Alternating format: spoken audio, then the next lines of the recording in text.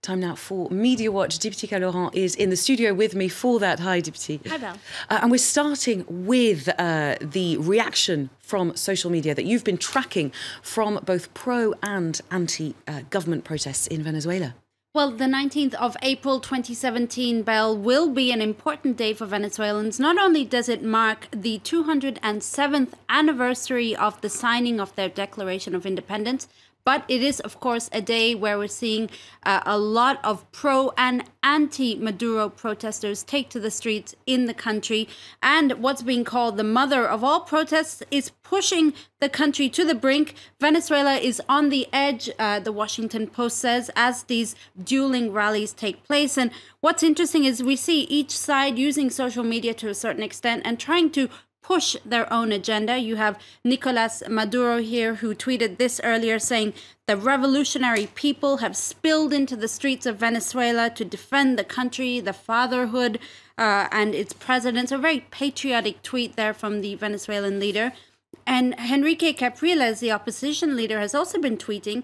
He tweeted this earlier and said, mark the day, April the 19th, mark this hour, 11:30 in the morning, when millions of protesters took to the streets against the government. So they're both trying to rally their camps through social media. You can also get a sense of the anger of anti-Maduro supporters. This after one protester was allegedly shot and possibly killed during earlier on. Now, I want to show you this illustration here. In this tweet, this person says, Maduro is carrying the weight of all those who've died at the hands of, quote, Venezuelan crimes against humanity. So very strong image and a very strong caption there. I just want to end with this segment with an interesting article from the LA Times about a Venezuelan opposition leader. Here he is, Hassler Iglesias. He actually went from student protester to what the LA Times calls an effective critic of the embattled federal government. He's even received death threats because of his opposition to Maduro. He's got a very healthy following on Twitter, and he tweeted this earlier saying, the regime wants to stop our journey with violence. They cannot stop us. We will continue. We're going to take you from Venezuela to here in France now, where the first round of elections is, of course, in just 4 days' time. And there's been a surprising surge from a surprising group of support for the far-left candidate Jean-Luc Mélenchon. That surprising foursome comes from Hollywood, essentially, Belle. Actors Mark Ruffalo, Danny Glover, playwright Eve Ensler, and Noam Chomsky have set up a petition on MoveOn.org urging France to vote for the far-left Jean-Luc Mélenchon, far-left candidate, in order, they say, to avoid a repeat of the Clinton-Trump dichotomy in the U.S. elections that got Trump elected. They call on people to join the movement against, quote, xenophobic populism. Very strange support, but Mélenchon will certainly be happy to take all the support he gets, even if they can't actually vote in the election. He retweeted this tweet from Danny Glover earlier on, showing his supporters, alerting them to this petition. It is amazing how many parallels are being drawn between different elections over the last year and coming up this year. And there are some other Hollywood stars who have weighed into this whole question, aren't there? And one of the WikiLeaks founder. That's right. Julian Assange and former Baywatch star Pamela Anderson, who might or might not be in a relationship with Assange. Anyway, she's been tweeting furiously about French elections.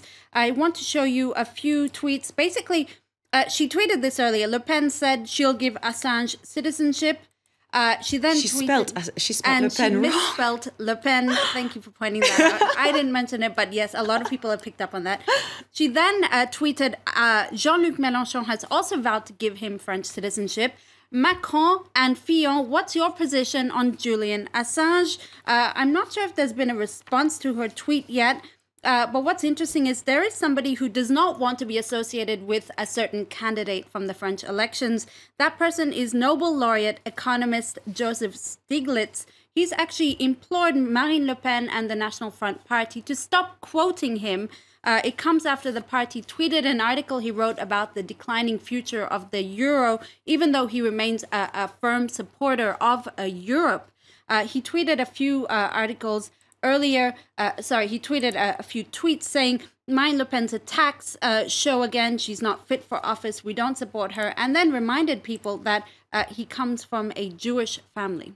Well, of course, that's another echo of the US election where certain bands didn't want their songs to be associated with the Trump campaign. That's right. So we see those echoes everywhere. Well, let's move on to another PR blunder, this time from Adidas, very quickly. That's right. A new week, a new PR disaster, it seems at least. Adidas have been forced to apologize, and they did apologize because they sent this in an email to all the participants of the Boston Marathon. Congrats, you survived the Boston Marathon.